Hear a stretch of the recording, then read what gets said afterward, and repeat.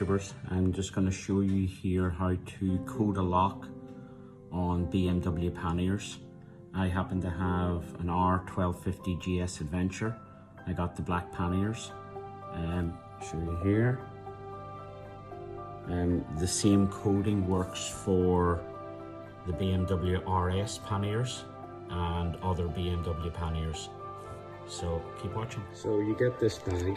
Inside the bag there's two components. There's the barrel. I'll explain this in a bit more detail in a minute. And then there's a bag of tumblers and 12 screws. What I've done is I've laid out the tumblers in their numbers. So number 1, number 2 and number 3. There are 4 of each tumbler and a stop plate. So I'll show you what the tumblers look like and what the stop plate looks like. Closer look at the barrel. Up here I'm calling the top where the key goes in. You'll see that there is 4 circular holes.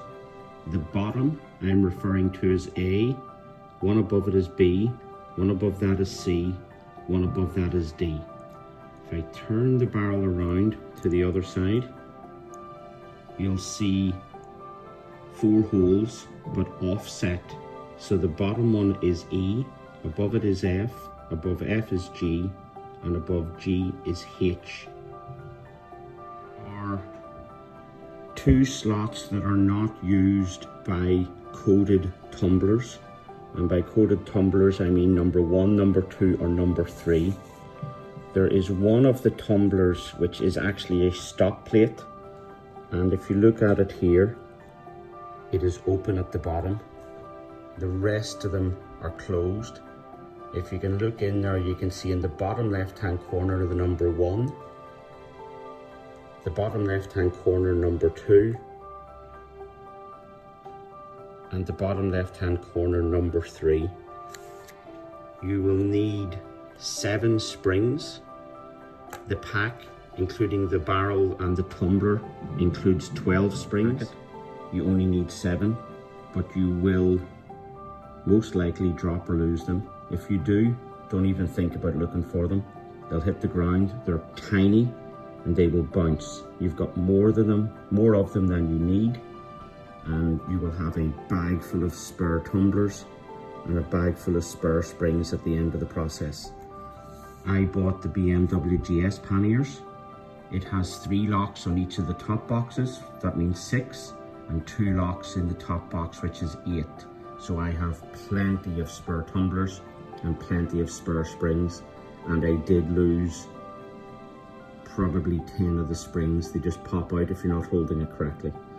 So on the barrel, to go back, you'll see the circular holes. I'm going to call this side the left side, and the reason I'm doing that, if A is the bottom circle, then B, then C, then D, that's the left side of the barrel. The right side of the barrel, you'll see that the bottom hole, which I'm going to refer to as E, is higher than the right side.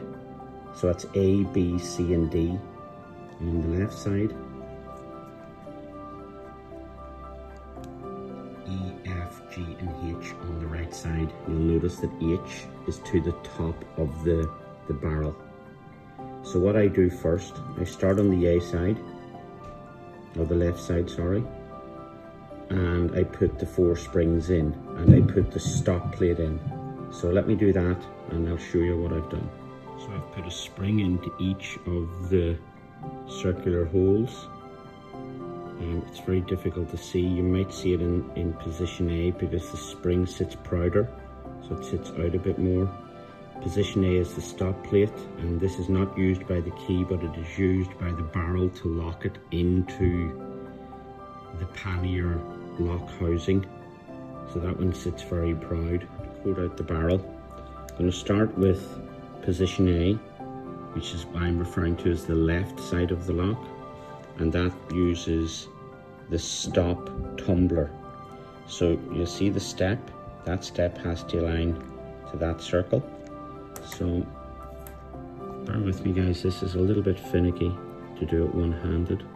So you offer it in and just drop it.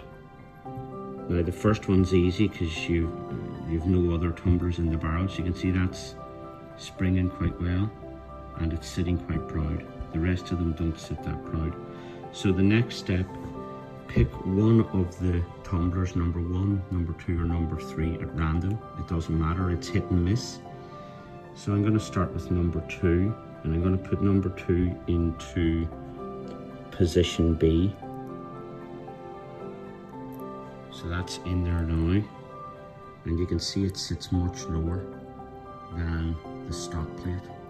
So they're both spring loaded and they will sit flush.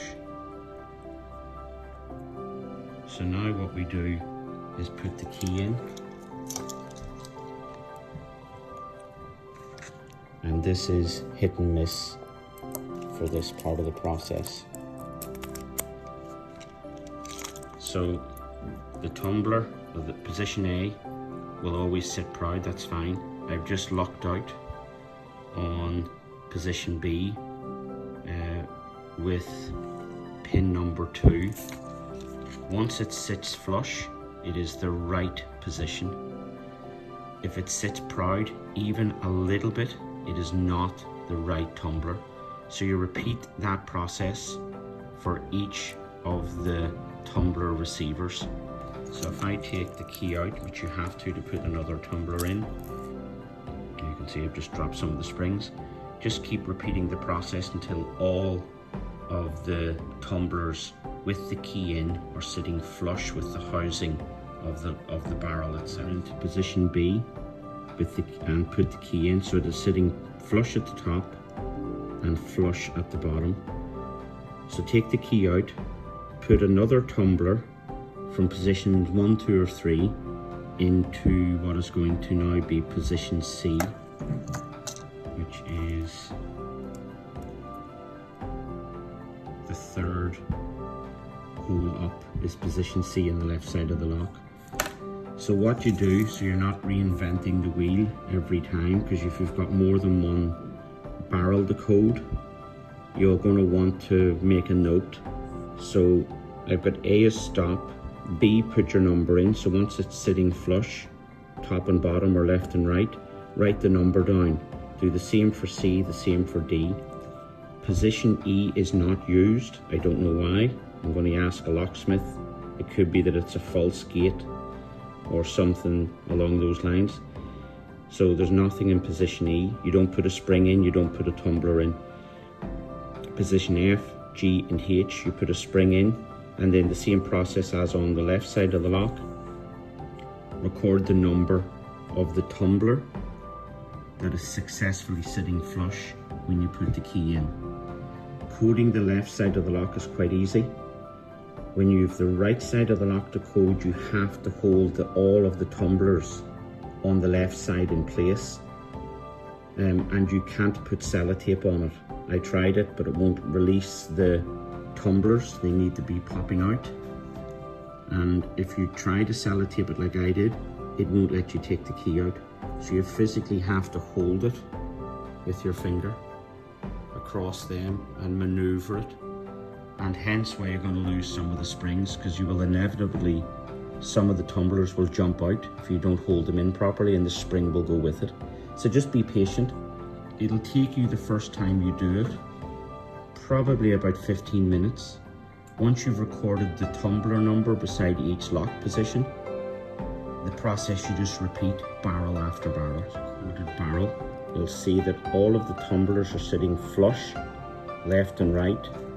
This very end one is the stop plate, which will not sit flush. You choose to lock it into the barrel housing so that you can't get the key back out, or the barrel back out, sorry. So once you're looking like so, your key is coded, and you can then put it into the pannier. Now each pannier will differ.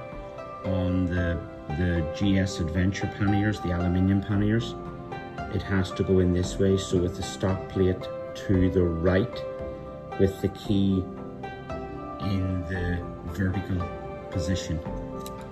And what I had to do when I'm putting it in is to get a very fine tipped screwdriver. I used this one, just to hold